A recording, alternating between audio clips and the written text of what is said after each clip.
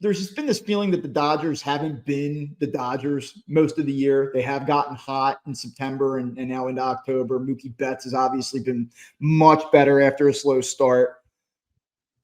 You look at what you saw this week and it give you a little additional pause, or are you exactly where you were on Monday when we last talked about the theoretical matchup? Yeah, I mean, so I still think that this is the two heavyweights going to go at each other, and I think it's a long series, maybe all 5 games, and but the Dodgers did show me a little something, right? I mean, they went out there and said, all right, Cincinnati, you're going to throw your ace at us, and who's a pretty good pitcher in Hunter Green. I mean, it's not like he's chopped liver. I mean, he's a really solid pitcher, and they smacked him around, top to bottom in that lineup, and so like that was the impressive thing to me, is that the Dodgers were pretty relentless offensively. Now, they still have some weaknesses with the bullpen, right? Like I watched what happened. I was like, I think I said on the program, I really wanted to pay attention to how they utilize their pitchers in relief. And Reds had some opportunities. Like even the first game, they were one batter. They were down 10-1 in that game at one point, whatever the hell the score was. They got back to being one batter away from bringing the tying run to the plate in that game. And then they leave the bases loaded in that instance.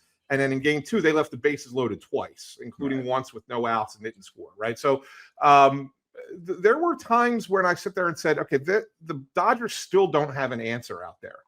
I mean, adding Sasaki changes the dynamic of that bullpen a little bit. Obviously, you got a guy comes in, throws 101 on the black and, and looked pretty good. So that definitely adds to their bullpen.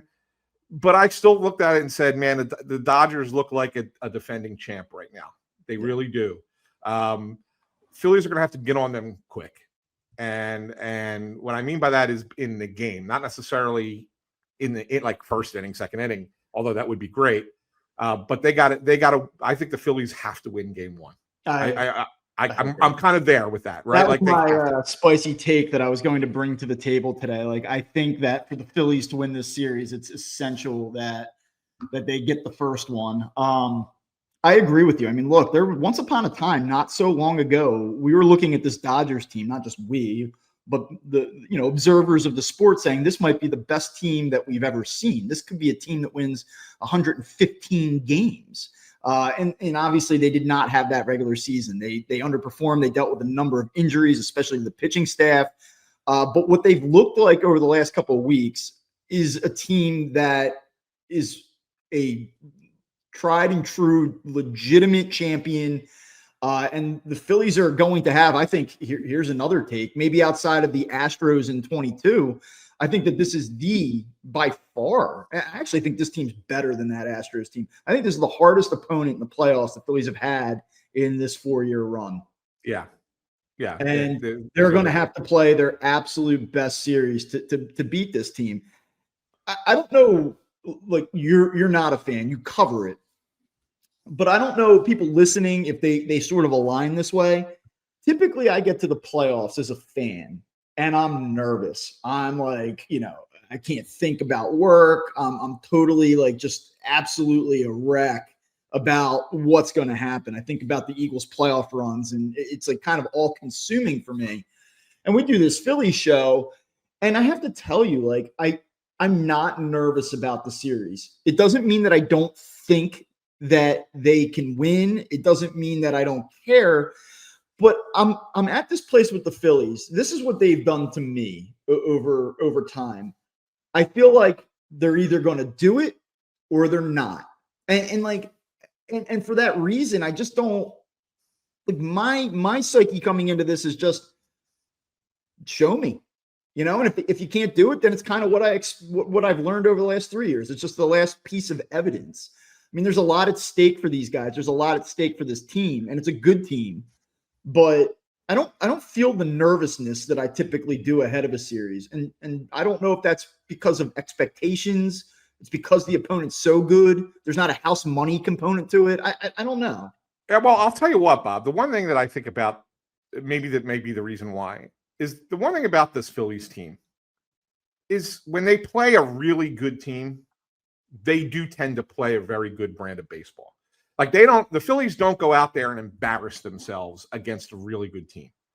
This group, go back over 4 years, and not just in playoffs. I mean, I think regular season games too. Yeah, they've had some bad series here and there, or bad games here and there. But when they get what we could consider like measuring stick type games or series, they tend to do well. They really do. And even this season, just go back just 2 weeks when they were playing the Dodgers in LA, and don't forget that series meant something going into the beginning of the series. Like the Dodgers were within striking distance of the Phillies. And if the Dodgers could win that series, they had a shot to catch the Phillies for the bye. And the Phillies won the series. So like, it was only a couple weeks ago. And so like they played some really good baseball there. There were things about it that we're going to sit here and talk about today as being a red flag against the Dodgers, namely not hitting their starting pitching. But at the same time, they found a way, right? They still hung in there. They took every punch the Dodgers had, and they punched back and then counterpunched and everything. So like that's something that you got to appreciate about this Phillies team, is that when the opposition is good, they'll bring their A game.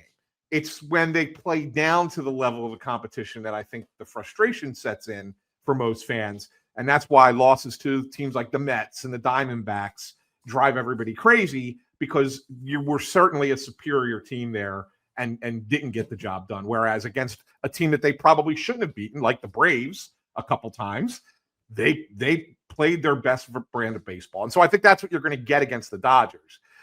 Whether they win or lose the series, I still think the Phillies are going to play a pretty good brand of baseball.